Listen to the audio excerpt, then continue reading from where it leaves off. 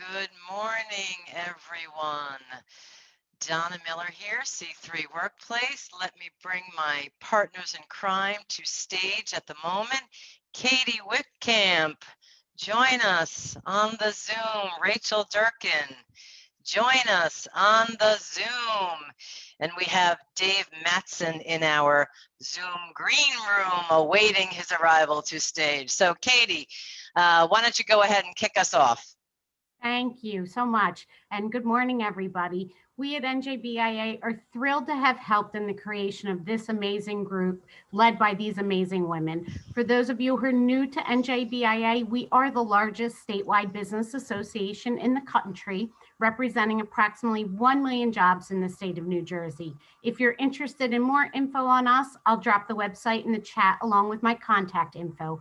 Feel free to be in touch and we can help you get whatever you need. I'm going to hand it off to my friend, Rachel. Good morning. Good morning. Thank you, Katie. I am so excited for this event. So, gosh, I don't know, 3 or 4 months ago, it was the beginning of the year. I called Dawn and said, I have an idea. And she said, uh-oh, because that's what she usually says when I call her with an idea, but she always answers. And I realized I've been to a lot of networking events, virtual events, committee meetings at chambers and different networking groups and organizations. And I realized every time someone asks what a business owner's or leader's challenge is, they always say sales and marketing. It's always almost always the number one challenge. Yet there's no groups like this that focus exclusively on sales, marketing, and business growth. And that's what we wanted to create.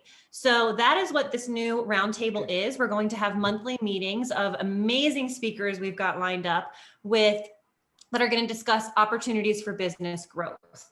And I just want to take this one moment while I've got all of your attention to share our next upcoming event, which is Precious Williams. And it's going to be, let me share my screen so you can all see. It's going to be May 18th. Precious is a best fan and amazing to listen to and talk to. She's amazing. And she came up with the most awesome event title, Pitch Slap Your Create Titles for Events as Any Indicator. It's going to be an amazing event. You can register now. Donna's putting the registration link in the chat for next month.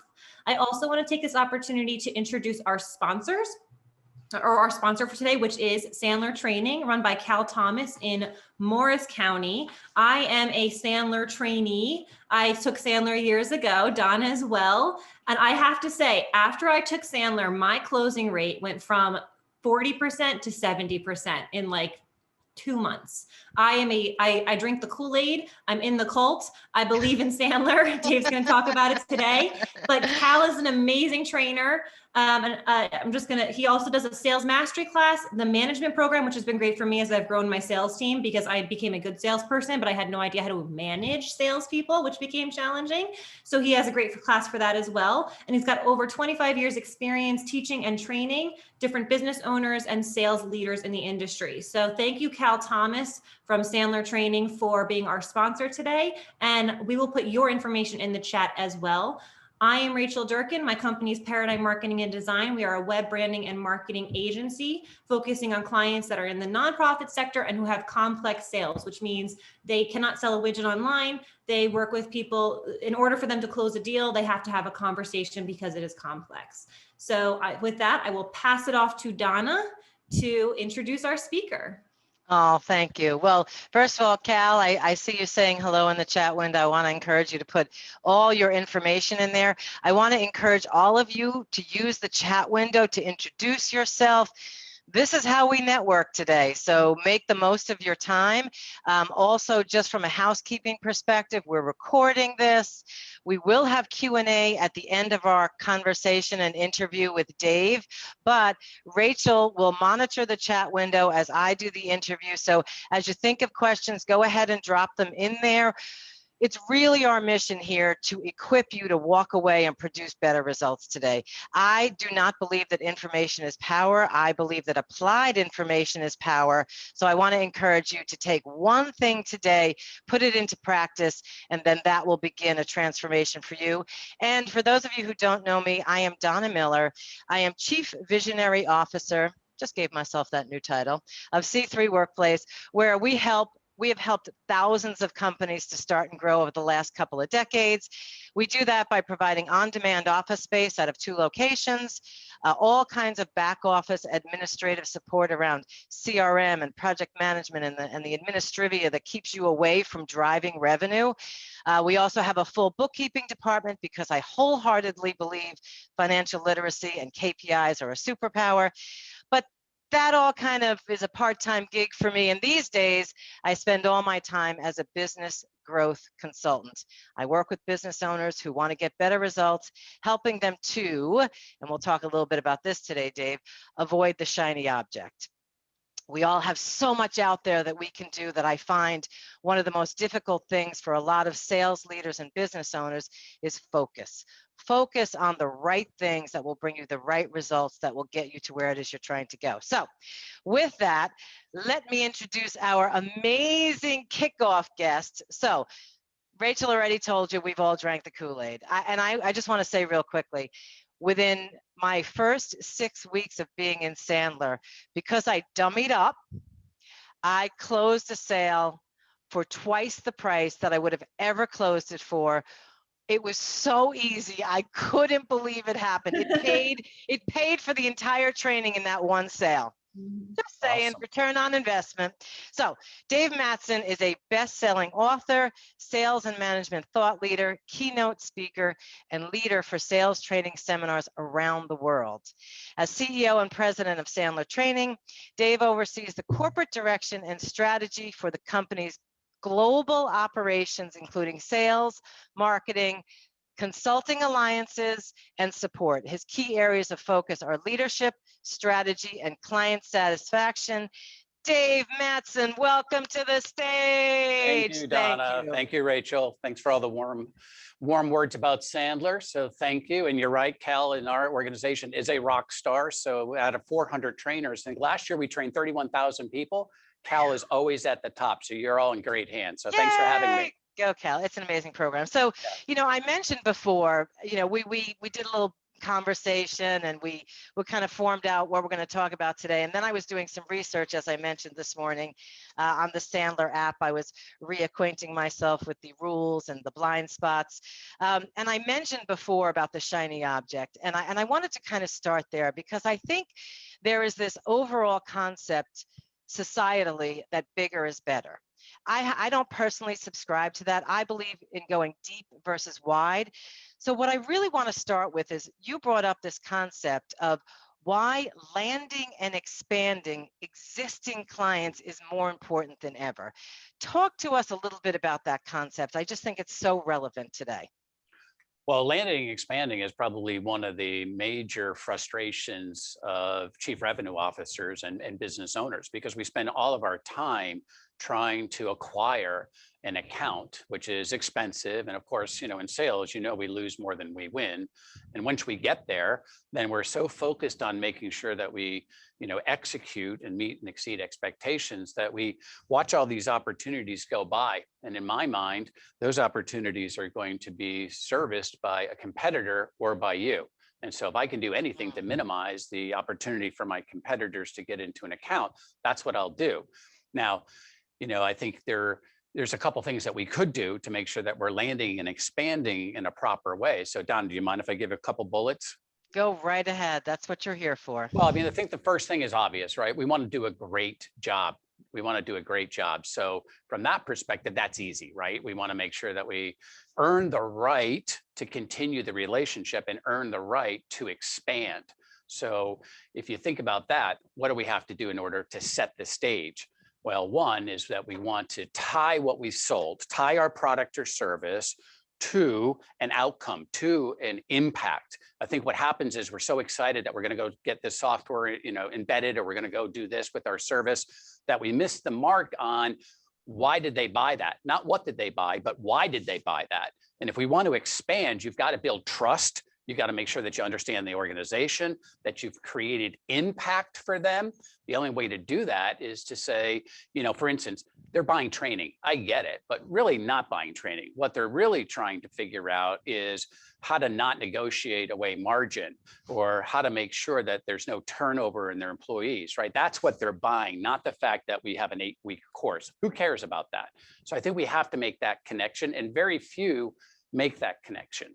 And it's equally important that when we're thinking about expanding, that our whole team, Donna, is on board, because sometimes sales knows so much about that client during the sales process that we forget to transfer that knowledge over to those who implement, if it's not you, right? So they start fresh, and that's really a mistake.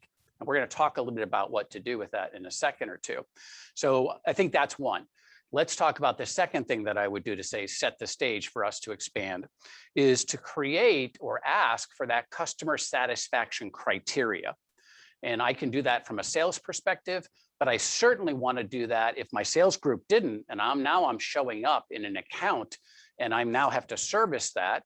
I would always ask this question, and it may sound something like this: Donna, what are the top 2 or 3 things that you're going to want from us outside of an excellent implementation, or in order for you to be 100% comfortable with this relationship? What would that be? And I'm going to ask you, and then I would ask Rachel, because here's the other thing. When people are buying within an organization, they have different perspectives of what success is. So success isn't, oh, we didn't get any complaints. Success isn't, oh, the tool works. What I find is when I'm dealing with people, they'll say, Dave, give us some insights about what's going on in the industry. Hey, tell us what is going on the floor, because we don't know. It's all this intangible stuff sometimes that is more important to them, because they bought your product or service. They expect it to be great. No one shows up and says, hey, look, I got about a 20% rate of success here. No one says that. So they expect that to be great. So now I'm really focused on how do I meet and exceed your personal expectations? Because again, certainly if you're selling something that goes cross function, that each function has their perspective of what that success is. Now, once I have that as a salesperson, that's great. I should be giving that information, Donna, to my implementation people, because that's how they're going to be judged. And oftentimes there's a disconnect, right?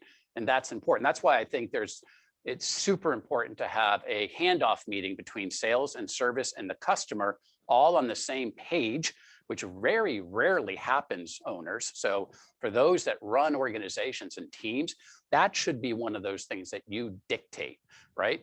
We are going to have a handoff meeting. We are going to talk about the 2 or 3 things that they consider to be success. And then here's the other thing that we want to do. We want to go in every month or quarter, depending on what you sell in the timetables, to ask them, how are we doing? Hey, one of the things that you asked us to do is to give you some insights. So from your perspective, are we meeting that? How are we doing? See, I think we should be asking for their feedback along the way versus at the end of the implementation. So we're done implementing. How was it? I'd like to figure out along the way, hey, I think you guys are doing a great job in my issue 1. Issue 2, yeah, I don't really see it yet. And that's, again, above and beyond what we're doing over here for implementation. And now I have the opportunity to address that. These open conversations are building trust, are building transparency, because you're now really giving me, you're peeling back the onion to give me a lot of that information. But now let's talk a little bit about maybe the 4th thing that I would do when I'm looking to expand as well, right? The first thing that I would probably do is to look for a coach. That your main contact when you're asking, what are the 2 or 3 things that I need to do to make sure this relationship is 100% satisfactory? I'm making you look like a movie star. And that's really my role, right? My role isn't for me to get, yep, did a good job here as a salesperson, because, that's what we'd like to do. I want you to be the rock star. And I'm going to figure out how to have you be my coach, telling me who else in the organization, based on your knowledge of what I do, could we help? Not saying they need it, but could we help? Help me map out the organization. And that's another key thing that I found, Donna. Most sales organizations, they have a relationship with 1 or 2 key people in the organization, but not the company as a whole. I mean, if I were a business owner, walk into your sales group. and ask them, hey, take a middle of the line client, not your top one that you spend all your time with, but let's just say that 3, 4, 5 down, and draw an org chart. And let's circle all the people in this org chart that you have a class A relationship with. Like you have their cell, you could call them a Saturday night, Sunday morning, and they would pick up the phone. I mean, you've got that type of relationship. Circle who they are. You would be shocked on how few people there are circling. And then you would have to ask, right? Hey, what happens if for whatever reason they were promoted, they left the organization? Would our relationship be at jeopardy with this organization? And I would say it is, because if you think about new people coming into organizations, what are they there for? To make change. Sometimes make changes, they're bringing in their own group that they've done business with in the past. And that puts you at risk. So we want to make sure that we've got a relationship with that organization, not just the 1 or 2 key people. So that's important. But if I go back to my coach, I'm going to really proactively ask for introductions. Don't sit around waiting for the fact that we've done a great job and everyone in the company is going to notice that and just start throwing us opportunities and money. That's not how it works. You've got to go after that. And if they don't say, hey, you should talk to Mary, then it's my job to say, hey, I've noticed that these 2 groups over here, I think I could have some impact. I've looked at your LinkedIn profile. I noticed, of course, you work at the same company, that you are connected to Rachel. Would you be nice enough to give me an introduction? So if it's not coming my way, I want to proactively start asking. And that way, I've got a better opportunity to have a voice-to-voice conversation or a Zoom conversation with Rachel and then start that sales process. So whether I'm asking for introductions, whether I'm using LinkedIn to get that done, the point is I should spend a certain amount of time during my day expanding. Now, when you talk to owners, you talk to leaders, they're going to tell you that they don't spend a lot of time expanding. Or if they do, they're expanding laterally and not up the organization. We want to move up all the time, right? And so that's another thing that we really want to pay attention to as either a salesperson or a sales leader. That's great. And I wanted to also parallel that to, we've got corporate people on the call, and then we have business owners who may not have a team. And I saw a question in the chat about, what do you do when you have transactional sales and you don't have that consultative ongoing? And I think everything you just explained, and especially expanding and looking to your clients to be your coach, is how you drive referrals. It's how you build raving fans. And I think the other thing that I took out of that as well is, for those of us who are in long-term consulting or professional service relationships, asking those questions on a regular basis, what makes this relationship successful, is how you quantify value, because when you have long-term relationships, there's a perceived diminishing value. And so it's incumbent upon us to make sure we are restating our value and making sure that our clients still feel like they're getting that honeymoon wow, 4 years later. So I think there's so much of what you said there that can be conveyed in so many different ways. Rachel, are we good technology-wise? Are we good? I think we're all right for now. Okay, so Donna, good. I mean, just to build on that transactional question, you can say if I were selling transactional and it really wasn't the opportunity to go deep and wide in an organization, I would say, how do I expand through, as you said, referrals? And so I would have a goal for myself. I'm looking for 2 referrals from every customer that I get, and I have a number, because that's where I'm accountable for that number, and I'm proactively looking to expand maybe outside of that company, but again, asking for referrals and having you as my point of sphere of influence. And I think that's important. I think most people, unfortunately, we wait for people to give us referrals, and it doesn't happen. I mean, there's just so many things going on in each of your worlds that you're not necessarily thinking about that. I've got to help you do that. I completely agree. And I'm going to switch, but obviously there's a common theme, and I'm going to throw something new in there. We talked, you and I, all 3 of us, and Cal's going to chime in on this as well. We all understand the power of having a behavior plan.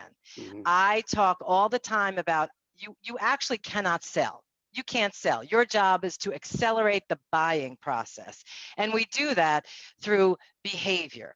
So Dave, talk to us a little bit about behavioral guardrails, and especially part of those behavioral guardrails or goals being having a strategy to drive referrals. I mean, people just think they're going to come. And yes, they do. But again, it's a process we can accelerate. So talk to us a little bit about those behavioral guardrails. Well, I think, look, in today's world, especially coming off of 2020, there's a ton of change, right? I mean, most people's worlds are upside down. And now we're trying to figure out how to work virtual, which most of us are past that point, but you've got everyone else in the household also upside down doing all those things, right? And they're trying to stay focused. But even outside of that whole situation in COVID, you know, most salespeople, most people in general tend to be reactive. And so the question is, how do I be proactive? How do I make sure that I'm doing all of the right things in order for me to be successful? And it's hard. And I think what happens is we've got to create this cadence. We've got to create a recipe that says, regardless of all the stuff that's going on, I don't want to be in that game of whack-a-mole, which, hey, this is a problem over here, boom, fix that one. Oh, there's a problem over here, fix that one. And at the end of the day, I'm exhausted because I've been the super firefighter, right? Which makes my ego feel good because I've solved all these problems. The problem is that I don't have a well-rounded approach to my business because I've got too many different components. We've talked about expanding, and then I'm over here trying to get new business. I'm taking care of customer needs. If I'm an owner, I'm coaching, you know, and now I've got to run my business. There's a million things that you have to do, especially if you're a player coach, right? Because now I'm managing and selling. Think about all those things that have to happen at the same time. So here's what we think about here at Sandler. And I'll let you do an example for a minute. Let's assume that I have a $10 million quota, and that could be for me as an owner or for my sales group. It doesn't really matter. Here's the point, and here's the Sandler rule. You can't manage anything that you can't control. And you said it earlier, Donna. I can't manage who's going to say yes, and I can't manage who's going to say no. I can't manage what fire is going to pop up during the day, you know, or I can't manage what's going to happen with a customer issue. All that is out of my control. And we'll talk about, you know, how much energy and time we spend fantasizing about future problems. But let's just say I can't control all that, right? That's stuff that's out of my control. What can I control? I can control my own behavior. I can control what I do every single day. And so if I take that $10 million quota example, then I would reverse engineer my $10 million quota. I would say, okay, well, how many customers do I need for that? Got it. Well, how many presentations would I need to do for this? And I reverse it back to all the things that would allow me to control that. So for instance, you've got to decide, what do I need in order to hit my goal, right? My $10 million. What are all those activities? And by the way, you can insert $10 million into, it's true for management as well. I mean, that's just a variable. So what are all the things that I have to do in order to hit my goal? And then how often, what's my frequency? So if we use a sales example of that 10 million, we would say, all right, well, things that I can control, I need 10 LinkedIn referral letters being sent out per week. Now, out of the 10, I don't know who's going to give me the referral, but my job is to send them out. And I know that this letter is effective, so that's what I'm doing. I'm also going to have 2 net new conversations per week. I can control that. I don't know what's going to happen as a result of that, but I can control that. You can add things. If I was a leader, I'm going to run 1 coaching call per day. I'm doing 1 sales funnel management meeting per week. And so you just have, what am I doing and how often am I doing it? And what you'll be amazed is that if you don't have that list, we tend to just jump around. Or if you look at your sales group, you know, most people may be spending time with customers that are existing customers because it's safe, but we're not spending a lot of time with new opportunities because that may be high rejection rate and they already bought, and that's a love fest, right? So it's just a lot easier for a salesperson. And you can see trends as owners where your people are spending time. and they're spending time because it's the path of least resistance. It's just human nature. So what you do is you say, look, I want you to spend hypothetically 15% of your time in this category. I want you to spend 30% of your time going after net new accounts. I want us to spend 35% of our time in expanding our existing accounts. And by the way, here's what this means. We'll talk a little bit about that in a second or two. But I think you have to ask yourself, does my team, if I ask them in a meeting, what are all the things that we need to do in order to hit our goals here at the organization? What do you have to do on a daily, weekly, monthly, quarterly basis? You would find that there are huge gaping holes. Now, maybe not, and kudos to you, right? So that's awesome. Then the next thing is, are we doing enough of those activities in order for us to succeed? So if you ask a salesperson, are you having any net new conversations? Oh, absolutely, Donna. For sure. And then if you peel back the onion and you needed 2 a day or 10 a week, but you find out that this particular salesperson only has 2 a week, well, we're way behind, right? I think I'm being productive because I'm doing the what, but I don't have the frequency. I don't have the amount that I'm supposed to be doing. Now I get to be a scientist, right? Because if I know I do need net new conversations, I do need to get referrals, I need to do those things, and I'm not being productive, now I can sit back and do an MRI and say, well, what's the problem? Am I not doing enough of those things? So should I have 10 a day of LinkedIn referral letters? So I need to up my frequency? Or is it a skill problem where I'm having the right amount of conversations, but nothing's happening because I'm not any good at that? So then it's a coaching and training issue, but at least I know what it is versus I'm working hard 12 hours a day. I don't know what else I could do. This product's no good. If you would lower the price, boss, we would get more opportunities. And then I externalize all of this stuff because I think I'm doing what it takes to succeed, but I don't really know what that is. And the issue is you can fix this very easily. If I were an owner, if I was a leader, I would create a behavioral plan for everyone on my team, including yourself, because you're going to find that you probably don't coach often enough. You may not run enough pre-call meetings, planners enough, and all the things that you probably should do, but there's just not enough time. And we rationalize as leaders by saying, well, I hired, experienced, successful people. I don't need to do that. Well, if that's true, then I guess professional sports people don't need coaches and they don't need to practice and they don't need to be accountable. It's just that how it works. So those are some of the things that come to mind as we're talking about those guardrails, is help them stay focused on what as an owner, as you as a leader, or you as a salesperson, that that's what it takes to succeed. And you just have to help people. Now, once you've done that, Donna, then it's your job as a leader to manage the behavior. Don't sit in a meeting and say, how are we doing with the $10 million quota? Okay, well, that takes 2 seconds. You can figure that out in CRM in a millisecond. What we should be talking about is, how are you doing on your LinkedIn referral letters? How many did we send out this week? Well, I sent out 10. Great. How many people responded? And now I'm dealing with the stuff that you're controlling, you can do. Because if I can tweak that, if I can help you there, my $10 million quota over here will happen. And you guys were raving about the success you had with Sandler. I've been doing this 35 years, right? I was a client. I came to Sandler because I was introverted and I'm introverted. And the second one is I thought if you worked harder, you became more successful. And that's not true, because I was working hard in 1,000 different areas, but not really focused in on it. And what I have found is if you're on a recipe, if you're on this cookbook, if you're on this behavioral plan, you will hit your annual goals about 60 days ahead of time. Easy, no problem. And then that's important. Now, from a psychology perspective, look what a cookbook or a recipe for success does for you.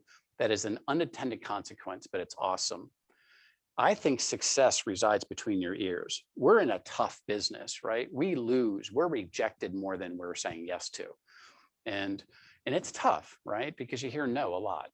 But if you're on a behavioral plan, I don't have to wait for a sale that gets me closer to my $10 million quota, because at the end of the day, if I have talked to 2 net new conversations and I have sent out my LinkedIn referral letters, since I'm using those as an example, then I can leave a winner. I can leave successful. And at the end of the day, I said, I did what it takes to succeed. And that, for me, my confidence, my self-esteem, all that stuff as a So salesperson true. is super important versus So true. I'm 1 quarter into it. I don't know how I'm going to make my quota. I don't know how I'm going to do this. It's hard, and it allows me to self-adjust. So that's some of the things that I think about when you're talking about those behavioral guardrails. Does that help? That is so true. And I was going to say just that when you have these behavioral cookbooks, it becomes about the behavior, not the person. And, I often say to people when I'm working with them, you have to understand that the people you're coaching are, in the baby or adolescent steps of getting to where it is you want them to go. And so we need to nurture it. And so we need to critique the action, not the person. It's the same thing. So these behavioral plans really help you to put the focus on the metrics. And that's the other thing. I know Rachel will go on about this, but these cookbooks and engineering your behavior plan backwards create formulas that allow you to be more successful, get better results, and then, hello, scale your business. Now you know what works, so you can tell someone else what works confidently. I tell you what, one last thing from that, Donna, if you're as an owner, as a leader, if you look at your pipeline and you see that there's feast or famine, right? I spend 6 months trying to find a deal, 6 months delivering it, 6 months to find a deal, 6 months delivering it. That simply tells me you don't have a cookbook. You don't have a behavioral plan, because it doesn't really matter. I mean, unfortunately, here's the reality. If your pipeline is barren, you're going to negotiate away margin so you can get a deal, because there is no other deal coming. And that's just a symptom of the fact that you are on the wrong side of the track. So if I have a behavioral plan and I decide I don't want a discount to get that business, then my pipeline is healthy because I'm doing all the things necessary, even during delivery. If you're a single proprietor, you can deliver, but you still have to look over on this side and say, what am I doing to build my pipe? And I can do a little bit each day. And see, that's the other thing. If I know that I've got to do 2 calls a day, just 2 calls a day, then it's not so bad to say, well, I need 25 a month. That's like that mind blowing, right? It's like exercise. I know I've got to do 20 miles a week. I hate jogging, right? I don't even understand why they invented jogging. So if I say to myself on a Monday, hey, it's raining, I'm not doing that. I'm not doing that. Tuesday, it's cold. It's cold. So Friday comes and I haven't done it. What's my human nature say? Am I going to do all 20 on Friday, or am I going to say, start fresh next week? Let's start fresh next week. But I can do 2 a day because it's not that big of a deal. And that's the other thing that it does. It levels out that feast or famine thing going on. I hear that all the time from business owners. I get busy on a project, I finish the project, I have nothing in the pipeline. And I'm always working with them on a minimum level of, sales activity at all times. So the time goes so quickly when we're doing these things, and I see tons of questions in the chat window, which is great. I'm going to switch gears. I'm going to ask you to put your questions in the Q&A, simply because there's so many of you. We'll have to be scrolling back through the chat. So if you wouldn't mind cutting and pasting your questions into the Q&A section, we'll get to Q&A in just a few minutes. Dave, before we go to Q&A, and this wasn't on our script, but I know you're good with it. All of this behavior and all of the metrics that we're talking about, I, as an organization, have this unbelievably giant binder in my office, which is also electronic, and it is my sales playbook, and it is golden. And talk to us. And Rachel, you're great at playbook. When we have an event, you've got the marketing, bing, bing, bing, here's what we're doing. Dave, talk to us about building sales books. Why, how? Okay. Well, first of all, think about what you just had said for Rachel. So when we have an event, so that doesn't necessarily happen every single day, right? And there's a million things going on. Rachel gets to go back and review what she has done in the past to make sure we don't miss anything, right? We don't want, and I'm going to age myself with a commercial, we don't want a V8 moment. I should have remembered that. No. So because you're an owner, you're a leader, there's a million things. You may not onboard people often enough, right? And so you want to make sure that you've learned over time, but we've got to capture it somewhere. Think about any sports team. I don't care what sport you're talking about. They all have a playbook. And so if you're thinking about, let's say a top-notch, let's do football for a second, a top-notch quarterback or anything else, I don't care if you're making $25 million or not.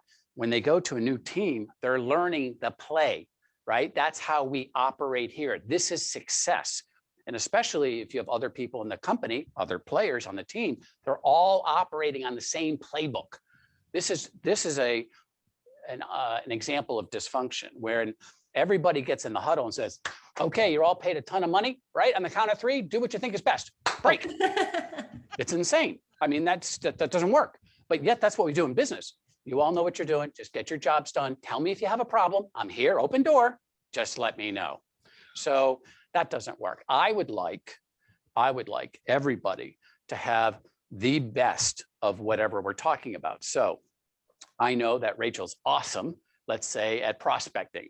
Donna, you are awesome at customer relations. That doesn't mean that Rachel's also great at that, but why can't Rachel learn from you and you learn from Rachel? So I'm creating a playbook that says, here is what we've determined the best way to approach X. What is it? Now, for you that run organizations, where do I start with this concept?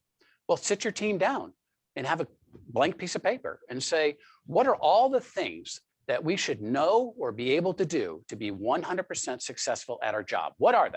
And just capture it. There's about 65 things on average that I've done this a million times. It's about 65 things, right? And it could be things like your 30-second commercial, value proposition, company history, and I'm giving you some easy ones. And you can do this also for leaders. The next thing that you certainly want to do from a playbook is to say, okay, well, where do we get this? Who on the team is great at this? Because the thing about a playbook, the reason why we resist, I don't have the time for this. Donna, another great example, another genius attack, but when do I have time for this? That's always the thing. And we always have this time compression problem, but delegate it out. Delegate it out. And, I should say, Donna, listen, talk on the phone and, it'll record it. Just tell us what you say. You don't have to type this out. This is not a big time suck. And then we'll have that. So now I have an example. This is important. And here's an example of what it sounds like and what it looks like. And now I can mimic it. I've read my script. Oh, here's an awesome 30-second commercial versus, all right, everybody go explain what we do to your customers and make it impactful. Okay, what does that mean exactly? So now I've got a great 30-second commercial. I've listened to you, Donna, do it, and I've read it. And now I get to personalize it and make it mine, but I'm starting on a 0 to 10. I'm starting at an 8. I'm starting at an 8. I don't have to take 10 years to figure it out. You took 10 years to figure it out. As a new person, I'm starting at year 8. That's fantastic, right? Also, it helps us become better as a well-rounded individual, whether it's a leader or whether it's a salesperson. So I love playbooks. If you come to work for me, you get a playbook. Here's everything that you need to do in order to be successful at Sandler. Here's an audio file of what it sounds like. Here are the scripts. And here's the other thing I do with playbooks. As an owner, you should test them out. So what does that mean? That's right. Let's assume for a second, I'll use Rachel as Rachel's a new hire. I gave her the playbook. That's not good enough. The one I want to do is say, Rachel, this is the playbook, but these are the 15 things I want you to know this month. Just focus on these, not the other 50. Just these are the most important things that you should know up front. The next thing I would do is to say, hey, I'm going to ask you to come back and show me your 30-second commercial. And I'll do that next Friday. So let's set up our appointment. And now what's Rachel doing all week? She's practicing that 30-second commercial, which I've determined from my playbook perspective that that's necessary for her to succeed.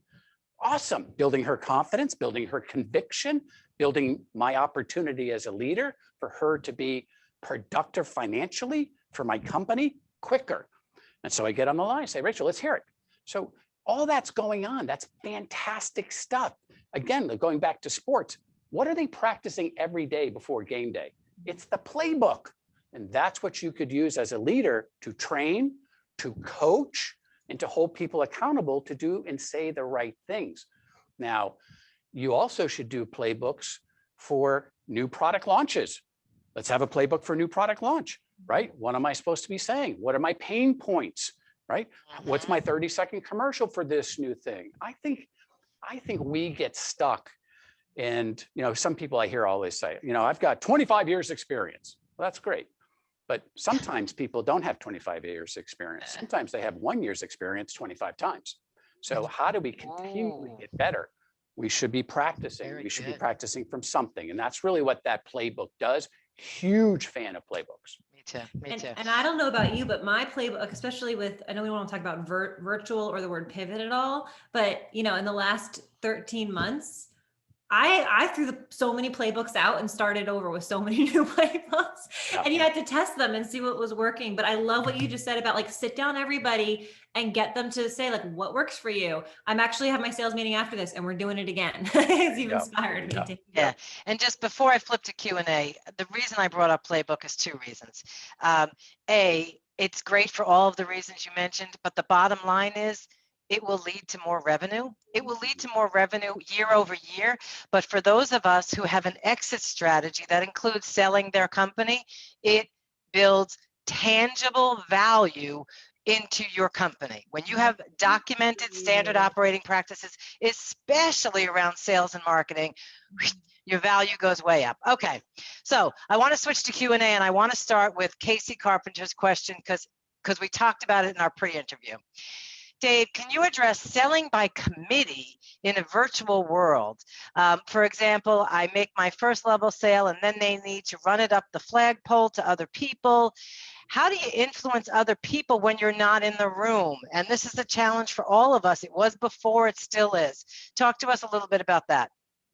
Okay, a couple different things. One, let me give you a technology answer, and then let me give you a tactical Sandler thing.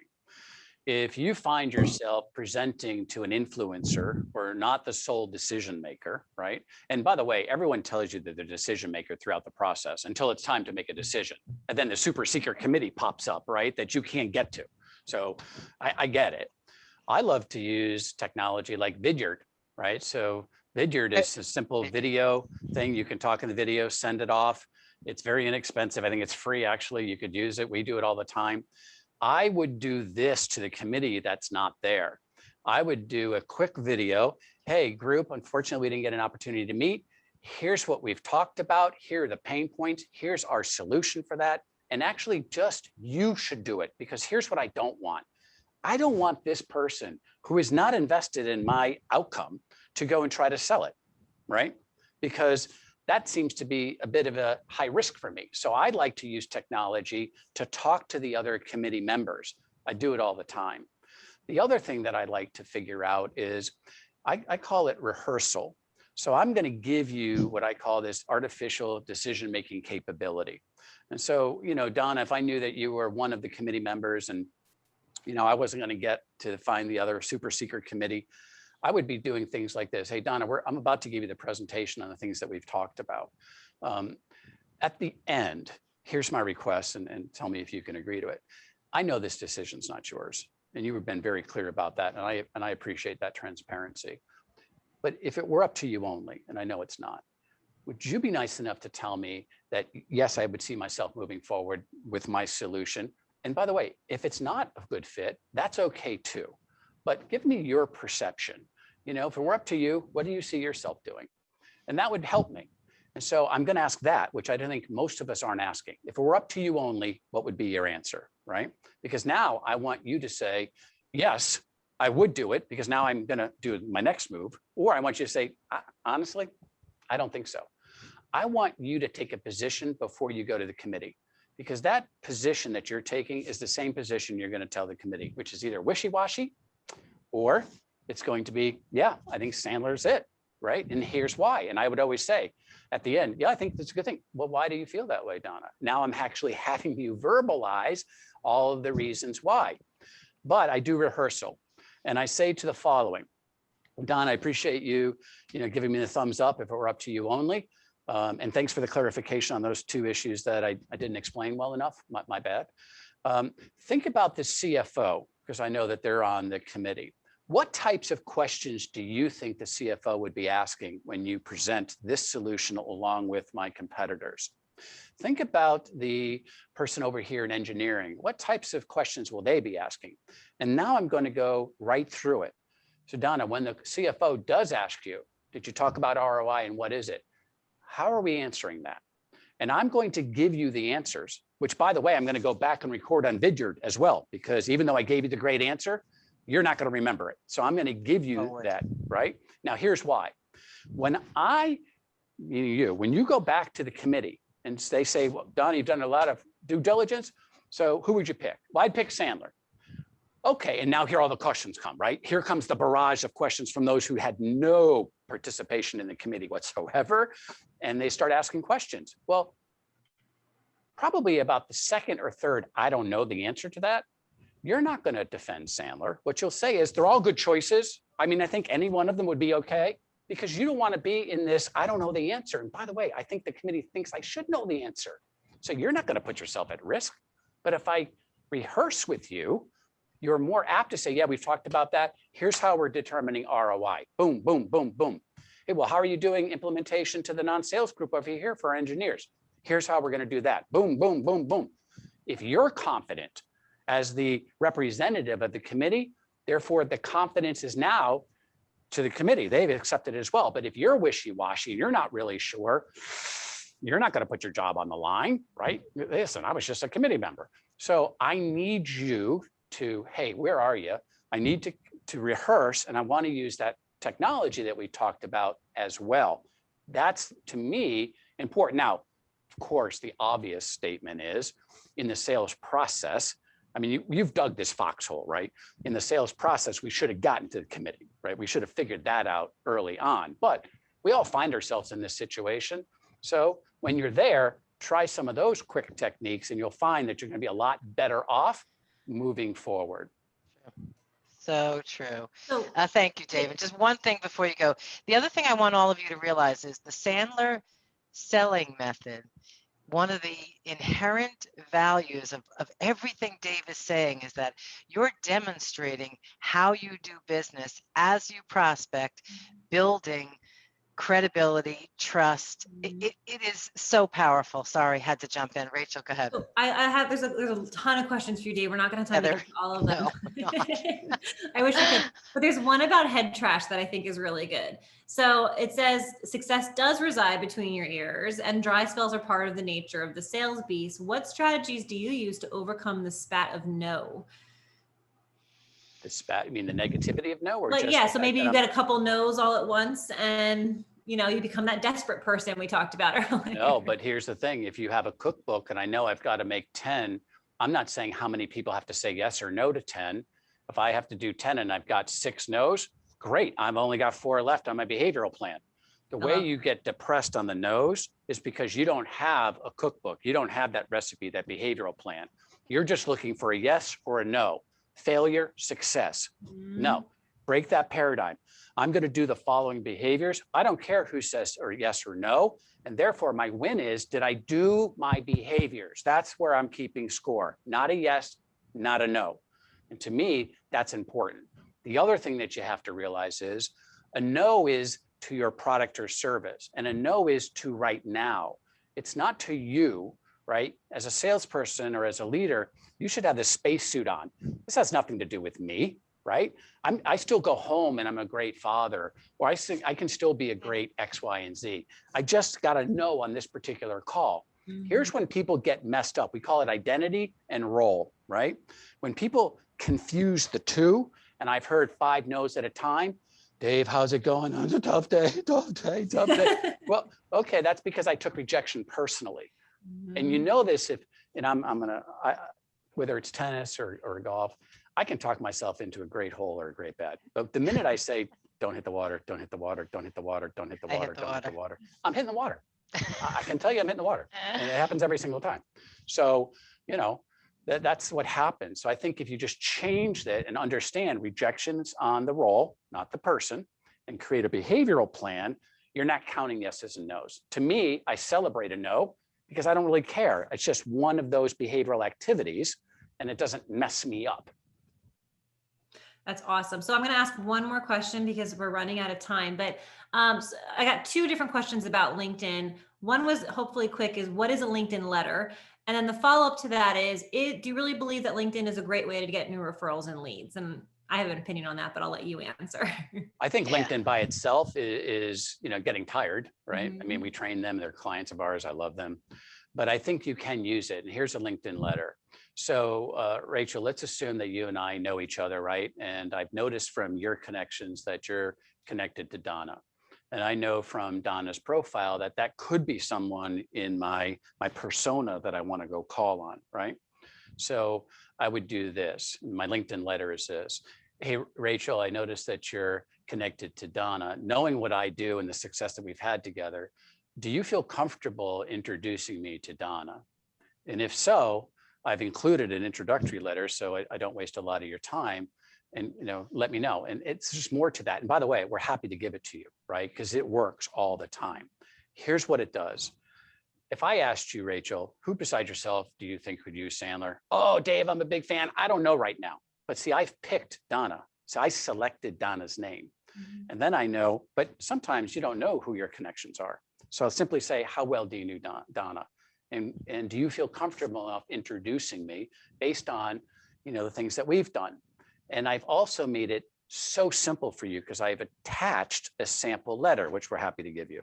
A sample letter that would make it easy for you, because what I don't want to do is to make a lot of work for you, right? Rachel, you're like, hey, oh my gosh, now I got to write a letter. I don't know what to say. I don't know how to explain what Dave does. I mean, what am I supposed to say here? And that's how it starts. Now, when I send them out, I have people saying, honestly, Dave, I don't know Donna, right? She just connected with me. I don't really know her. Or, yeah, I do know her, right? And then it starts. And when I get Donna, right, whether it's through a LinkedIn connection or anything else, we're starting off in a much better spot, because I know probably you two have talked prior to us talking. Like, hey, Dave reached out. I noticed he mentioned you. What's going on here? And then we're up and running. So those do work, and they're very effective. And again, you could use it with a video introduction thing, or you could do it the standard, But we do them all the time, and super, super effective. And that's exactly how Dave ended up on this stage. Was I asked for an introduction. I don't suppose you'd connect me. And I gave a little paragraph and I said, you can use it or not use it. And in 3 days, we had a date on the calendar. And I will say, when I say it works, it works. Don and I were on the phone writing that letter together, laughing hysterically. And we're like, do you think he's going to know he's being censored? By the way, you guys were Obi-Wan Kenobi. I had no idea. Oh, wow. You were like, let's put this out of the website and put it right in and see if he notices. That was awesome. So Donna, do you want to ask one more question, or should we? I don't want to go over. So there are so many questions here that we're definitely not going to get to them all. And I'm going to put Cal, I'm going to put you on the spot, and you can type this into the chat window. But can we give you the questions and you can answer them offline with these people? I mean, I'm happy to do it as well, but Cal, this is right up your alley. So I'm thinking we'll do that. But let's see, we had some great questions coming in. And I think where I'd like to, let me look at you answered a lot of them. Yeah, we did. I've been watching it and I've been copying and pasting them from the chat. One was, how do you connect with clients in a virtual world? We might not be able to answer that in 3 minutes, but I'll let you give it a shot, Dave. Well, okay, in 3 minutes, let me use Vidyard because I've used that as an example. Okay. I think you connect them with prospecting. If you send out a video introduction using your pain points and all the things that we know at Sandler, you get about an 80% increase in response rate, right? And especially in your subject line, you say 30-second video. Everyone will watch 30 seconds, right? That's one.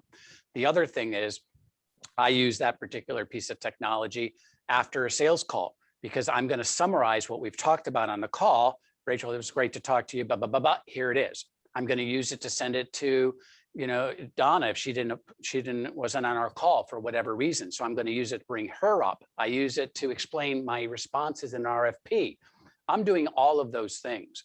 But the easy stuff is, of course, virtually, you can put your notes anywhere. They can't see it. You should be so buttoned up on a virtual call because everything could be in front of you. What you may not know is that, I could have a note sitting right here in my camera. Who knows, right? So you could be prepared, but it's hard to do that in a real world where they say, Dave, what's all this stuff on your table here sitting in front of me? It looks like your notes. What are we doing here? So also, record your Zoom calls and look at it after the fact and see, hey, am I engaging? But when I'm on a virtual call, when I've got a group of people like this, I would, I'm on a sales call and Rachel, you tell me about your problem. I'd say, that's great. Awesome. Hey, Donna, how does that affect you? I want to make sure that I pull in the other people on these virtual calls, because there are more people on these sales calls these days because it's easier to be there. You don't have to travel. You only have to give up the 45 minutes. So there's more people. You need to leverage the technology, but you need to leverage the opportunity to engage and include everybody. Great. And Cal just typed in the chat, and I have to repeat this: pick up the phone. People are zoomed out, and here on the East Coast it's spring, and I'm trying to convert many of my Zoom calls to conversations so I can be outside doing them. I think it's underrated, and when I think about doing the behavior, and Cal has heard me say this many times, but core to my behavior plan is dialing for dollars because it works. So since we have so many questions, what I'll do is, and I don't know if Cal's going to be mad at me or not for offering this on his behalf, but we'll ask him to answer them for us, and I'll send an email out to the group in a couple days. And maybe Cal will offer a consult with people for 10 or 15 minutes if they have greater questions. Or maybe he won't. He didn't agree to that, but I'm just going to put that out there. Assume he'll say yes. Dave, thank you so much. This was amazing. Thank you. I am going to watch this recording over and over Me again. too. Pump me up. Thanks for having me. And thanks for being a Sandler supporter. Everybody will be receiving. Sorry, Dave? No, I said thanks for having me, and thanks for being a Sandler supporter. Oh, absolutely. Thank you. This was so inspiring. I am going to send this recording out. You will receive it either later today or tomorrow morning. So if you if you want to watch it again like me over and over again, that's great. I also know we have a bunch of folks that registered from the West Coast that are going to watch the recording because, it's a little early for them over there.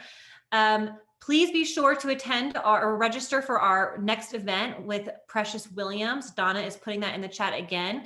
I also have another event with BIA that we focus on, which is Table for Four. It's a virtual networking event where you get to sit in 2 different groups of 4 tables of 4 virtually and expand your networking reach. So you can put some of these Sandler practices into live training. Thank you, everyone. Submit any additional questions you have and Cal will answer them for you. Donna, do you have anything else you want to say to wrap it up? I just want to thank everyone for being here. And I hope that each of you, as I said at the beginning, this was fire hose, coming at you in fire hose speed. I want to encourage you to watch the recording, but I want you to take something. I'm going to use Vidyard.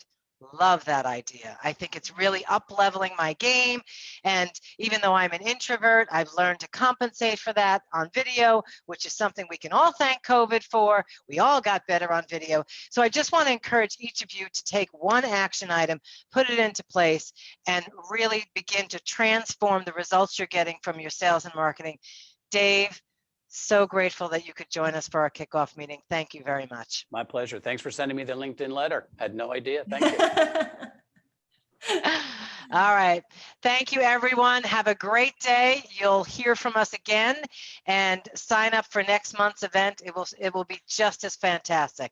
Thank you, everyone. Have a great day.